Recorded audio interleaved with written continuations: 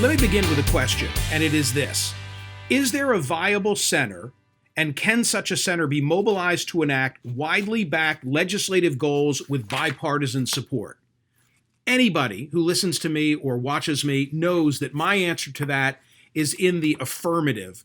Today, I'm not the one framing the question. Thomas Edsall is framing the question in a lengthy opinion piece for the New York Times titled, "We See the Left, We See the Right, Can Anyone See the Exhausted Majority?"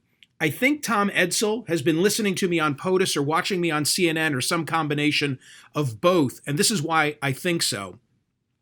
Right up until the outbreak of the pandemic a year ago, I was in the midst of a sort of ad hoc speaking tour that took me to 24 cities all across the country. And I was speaking under the title of American Life in Columns. It was the subtitle of my 7th and most recent book. The full title was Clowns to the Left of Me, Jokers to the Right, American Life in Columns. And in my hour-long presentation, before I would do a Q&A with members of the audience, I would tell stories contained in the book, accentuating stories that spoke to the perception of a partisan divide in America. And then I would end every one of those speeches by trying to present some positive news and convince the audience that actually, in contrast to what you hear from the talking heads, there's more that unites us than divides us. And as part of the finale of the speech, I would draw upon the research of a Stanford academic named Morris Fiorina, who wrote a book in 2017 called Unstable Majorities that really made an impression on me. As a matter of fact, one of my speeches, a speech that I delivered in St. Louis, was captured by a filmmaker named Jeremiah Cox. It's on my YouTube page. You can watch the entire speech. But from that St. Louis speech, here I am making reference to Dr. Fiorina. What I maintain is that it's so easy, given today's headlines and today's climate, to forget the commonalities. But I think that they're there. And what I have found anecdotally from listening to people who've responded to my work is actually supported in the political and social science. In 2017, Morris Fiorina at Stanford's Hoover Institute wrote this book. It's called Unstable Majorities, Polarization, Party Sorting, and Political Stalemate. And what he found, this may surprise you, is that we are no more divided on issues today than we were 30 or 40 years ago in the 1970s.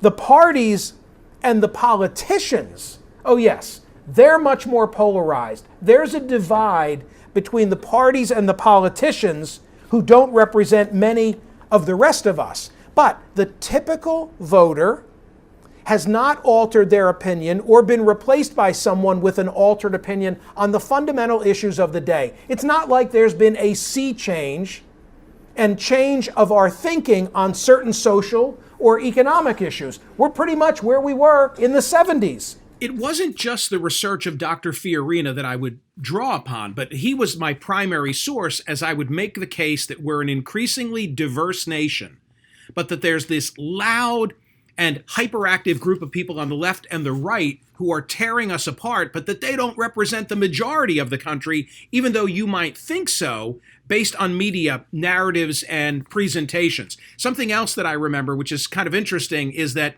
the American Life in Columns tour was supposed to wrap up in Scottsdale and then Bellevue.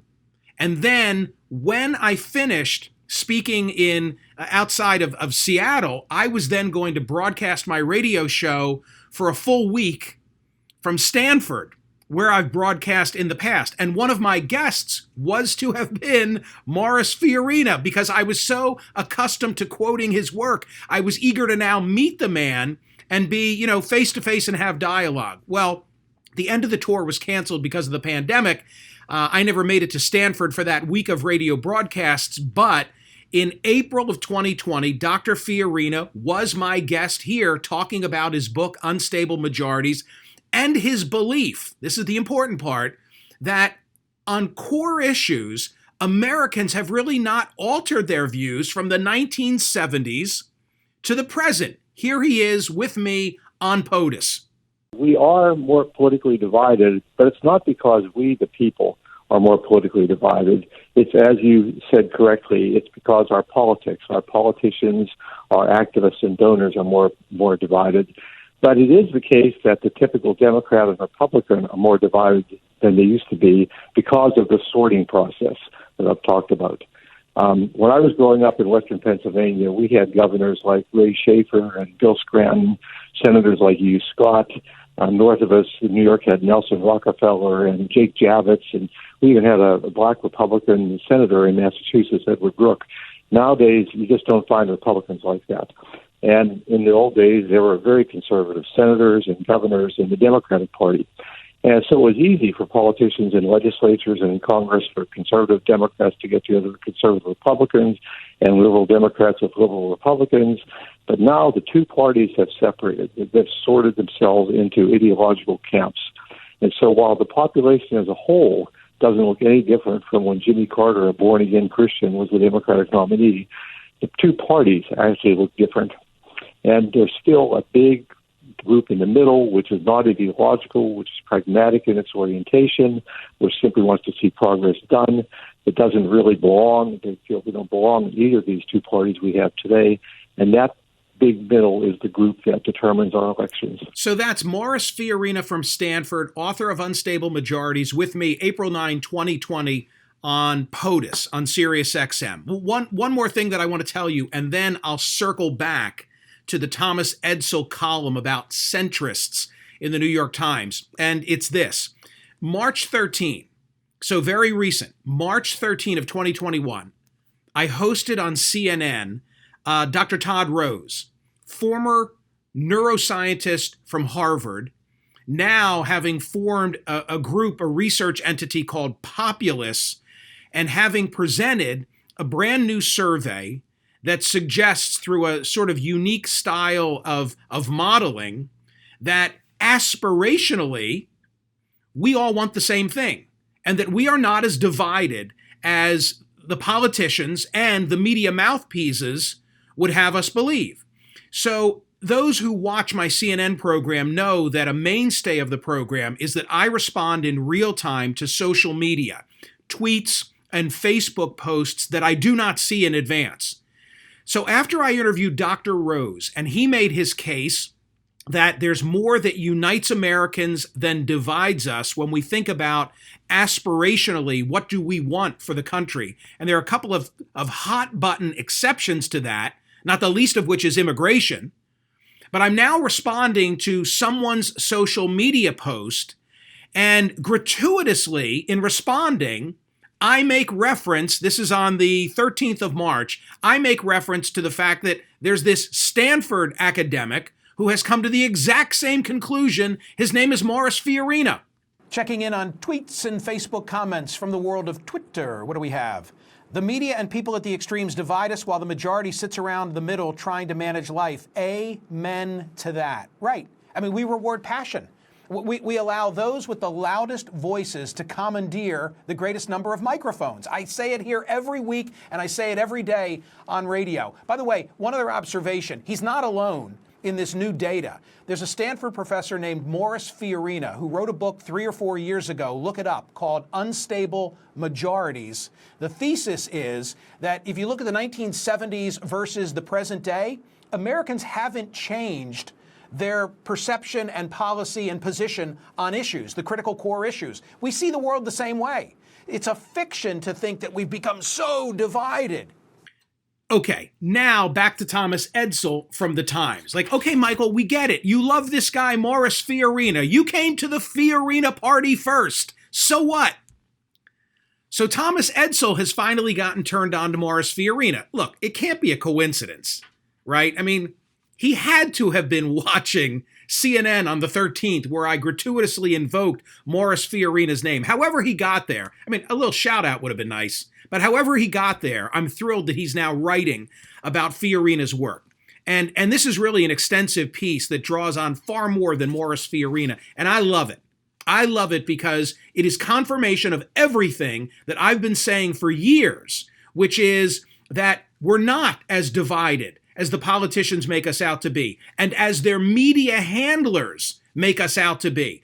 I have long believed that based on anecdote, based on the fact that what do I really do for a living? I answer telephones on SiriusXM's POTUS channel. And I hear from Americans all across the country each and every day, 15 hours a week.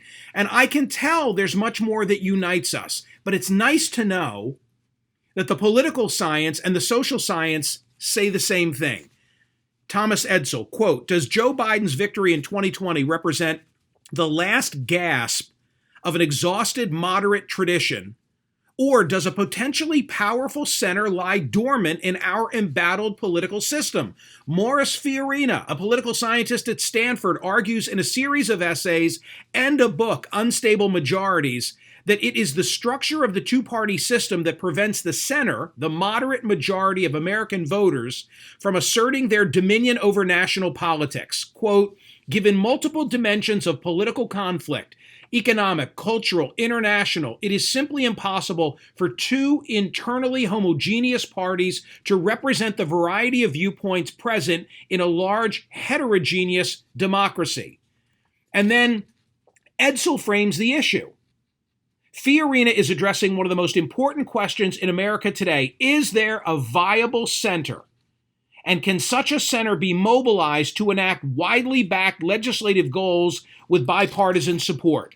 In Fiorina's view, polarization has been concentrated among the political class, office seekers, party officials, donors, activists, partisan media commentators. These are the people who blabber on TV, vent on Facebook, vilify on Twitter, etc., etc.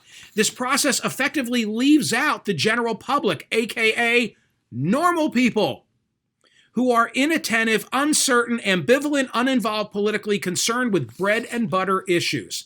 In support of his position, Fiorina has marshaled data showing that there are large numbers of voters who say that neither party reflects their views, that many of the most polarizing issues, including gay rights, gender equality, abortion, racial equality, rank 19 to 52 points below voters' top priorities, which are the economy, healthcare, jobs, Medicare, and that the share of voters who describe themselves as moderate has remained constant since 1974.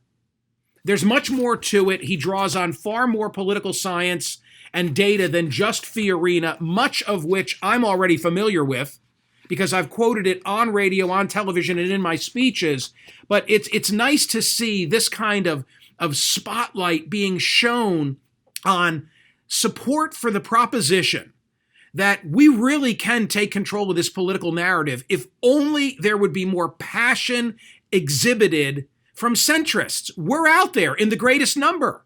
It's just that we've allowed the narrative and the debate to be taken over by individuals with microphones, the loudest voices. Because while we're out there, working jobs, raising families, doing what people should be doing day to day, they're the ones concentrating all their energies on representing their very sharp ideological positions.